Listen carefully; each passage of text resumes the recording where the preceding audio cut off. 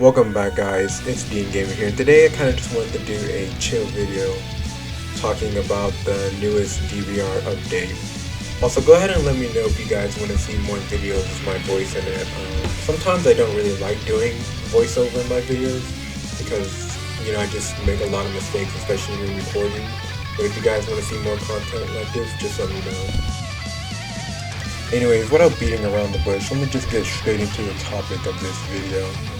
Shallot, the character that just released, if most of you probably know who Shallot is. For those of you who don't, he's a character from Dragon Ball Legends. I'm actually really surprised that they added him into this game. However, it's a really smart decision because the amount of characters they're planning to add, when more characters get added, the more moves Shallot can have, and the more diverse this character can get. I'm not going to try beating around the bush. I know why you guys clicked on this video.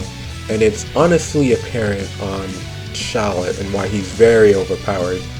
It's not really a debate, mainly because he just released, and when characters release in fighting games, they tend to be a bit overpowered until, the community gives their feedback and they get the balance changes. However, unfortunately for Shallot, I do not think the devs plan on nerfing him anytime soon. Now for maybe the 1% of you who are asking, well, why does Shallot need to be nerfed?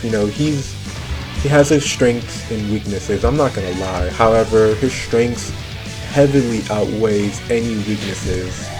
Now I'm not gonna go into too much detail on what makes this character extremely overpowered, but I will kind of sum it up. Now obviously this character, with the customizable moveset, there will be moves that you could use that'll be better than the other, right? The current moveset I have for Shallot is probably, if not the best moveset you can have for Shallot. Now, I'm going to explain just a little bit on how this moveset works.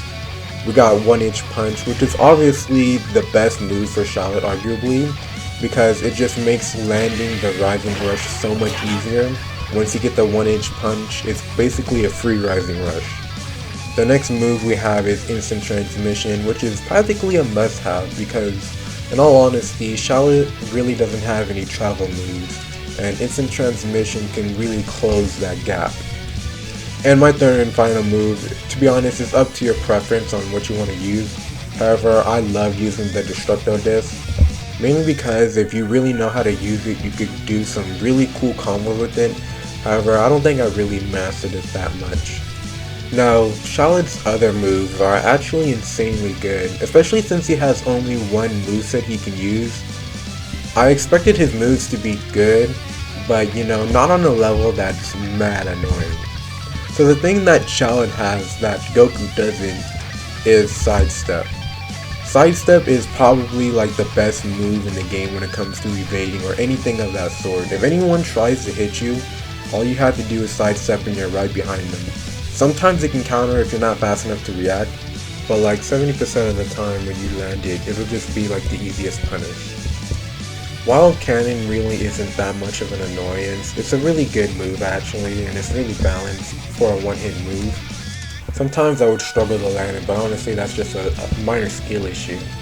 And then we have probably one of the coolest looking moves in the game, Wild Cannon Burst. It's your average rush move, it's not really anything too special about it.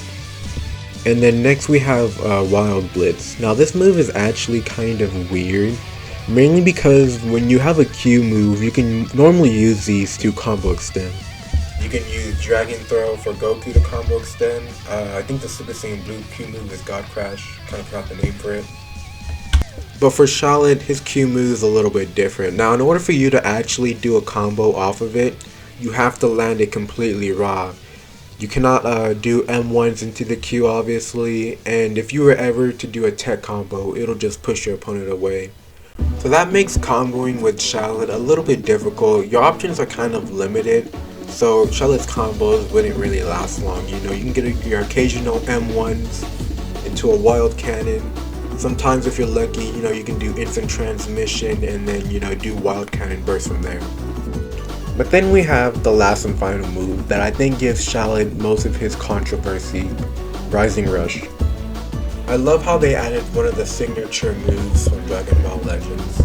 Now I'm not even going to try beating around the bush. Every time you get hit by this move, I think you're almost guaranteed to lose half of your health. And to be honest, the main argument for people not wanting Rising Rush to be nerfed is that it's hard to land. When Shallot came out, it was kind of apparent that his combo potential is quite literally low, mainly because most of his moves don't chain into one another.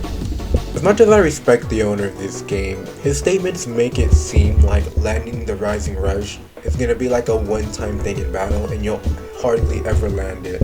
If you fought Shallot for more than 5 seconds, you would currently see that landing Rising Rush is not even a problem for Shallot users.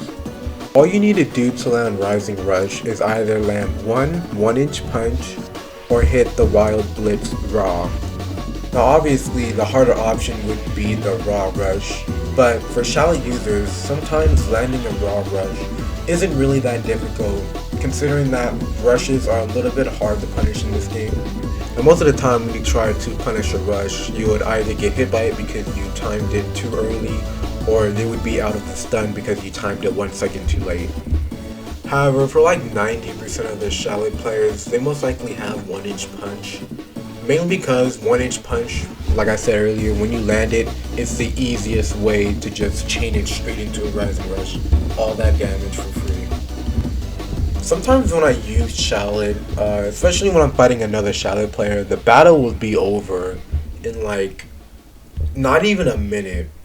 The way I built Shallot was for maximum damage, and especially stacked with the Super Saiyan 3 damage multiplier. The very max, and I mean at the very max, you only need to land Rising Rush about twice for the fight to be completely over. And that's only including if they were at full health and they took no damage from the combos you did previously. Now when it comes to Goku versus Shallot, you can obviously tell who's better. But when it comes to MUI Goku, I think if you know how to use MUI Goku to its fullest extent, you can actually win against Shallot. Winning against Shallot isn't something that's really difficult. However, it's going to take a lot of skill because one mistake will probably end the game.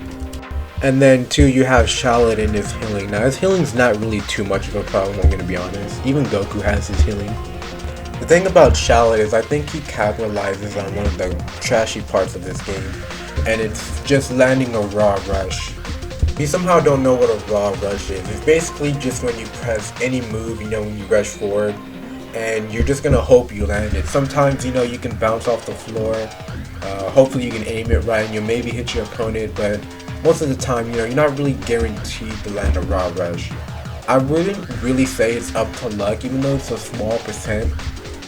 But most of the time, it's either if your opponent just walks into it, or he isn't countering because you obviously miss it the first time around, but you bounced off of the wall. One of the main methods people use for raw rush, which is actually kind of creative, and the reason why rushes are actually landed the most is because they jump in the air, which kind of forces you to look up. And sometimes if you look directly up, your camera gets close to your character and it kind of makes it hard for you to see. But that's honestly besides the point. In one of the latest updates, they made when you activate a move with super armor, anyone who's rushing at you currently would be stopped right in front of you. This change I'm barely just getting used to now, but it also punishes people who love to do raw rushes, especially from afar. I'm not 100% certain, but if you land the rush early and they stop, I think they still have enough time to actually counter. I'm not 100% sure if it works. To stop the video from dragging out too long, I'm just going to summarize it. Now, to be honest, I'm not going to tell the developers how to balance their game. And I'm almost certain most people agree with me when I say that Shallot's Rising Rush damage is just absolutely busted. Landing the Rising Rush either is not really much of a problem people face. And when it comes to Shallot, if you have the 1-inch punch, that totals to 3 exact counters. Another thing I don't see people talk much about is how good the sidestep is. Now I'm really glad it's a really good move for punishing people. However, when it comes to Goku, if you were to miss the block, you can actually be punished for it. But when it comes to Shallot, you obviously won't be punished for missing a sidestep. Now I'm not 100% sure if this is true, but I don't think the devs are planning to nerf him anytime soon, which is very unfortunate. Because when it comes to new players and how squishy Goku can get, especially if you don't have Super Saiyan Blue and you want to grind for it, I'm almost pretty certain one good Rising Rush from a max damage Shallot would be enough to one-shot them. And I don't think anyone likes a game where one simple mistake can honestly cost your character, especially if the opponent you're fighting is really tanky. And another thing some people also want to argue is that Goku's balance issues also. The only argument that people can bring up for Shallot is that Goku also has his overpowered combos. For instance, we have the nefarious Super Saiyan Blue Kaioken combo. And it's quite easy to land. Most of the time people will dodge it and find their way out of it, but if you land this combo you will do a lot of damage. However, the argument for this one is that you can almost do this combo one time because the amount of damage you take when you're in Super Saiyan Blue Kaioken. Sometimes, people like to build up to it, but when it comes to Shallot and his broken move, you can almost land it instantly and there's no repercussions. There's almost nothing when it comes to Rising Rush. It's just the most easiest thing to land, and you can kind of spam it a little bit. Now, when you compare Goku to Shallot, obviously Shallot would be the better option, especially considering that he costs 12,000 art points. But sometimes when you fight the average Goku player, it's really apparent that you can see the huge power gap in between the two. Now, in order for Goku to actually be a threat to Shallot, you would have to build your way all the way up to MUI. And MUI, Goku can kind of, deal all the damage he needs to Shallot, while also being able to tank maybe 1 or 2 Rising Rushes. So the thing I'm going to end off the video here is, to be honest, like I said earlier, I can't really change the game. I can't tell the developers, nerf this. Can't really do anything. It's not my game. I don't really have a say in anything. Most of the community wants Rising Rush to be nerfed, but in the end, it's always up to the developers whether or not they want to change it. Anyways, I hope you enjoyed today's video. If you want me to do more videos like this, just go ahead and let me know and I'll be glad to do more like these. Anyways, on the video here, I hope you guys enjoy the rest of your day.